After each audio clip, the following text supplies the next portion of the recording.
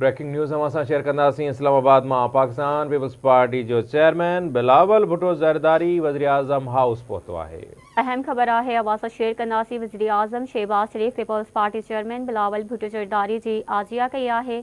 अवासा खबर शेयर कंदासीं। वज़ीर आज़म शहबाज शरीफ सां Peoples Party chairman Bilawal Bhutto Zardari जी मुलाकात थी है। मुलाकात दौरान मुल्की मजमूई सियासी सूरत हाल समेत मुख्तलिफ मामलन ते ॻाल्हियूं थियूं आहिनि। हिकु भेरो ॿीहर अवासा अहम खबर शेयर कंदासीं। Peoples Party chairman Bilawal Bhutto Zardari जी वज़ीर आज़म हाउस आमद थी है। वज़ीर आज़म Shahbaz Sharif Peoples Party chairman Bilawal Bhutto Zardari जी आजिया कई है।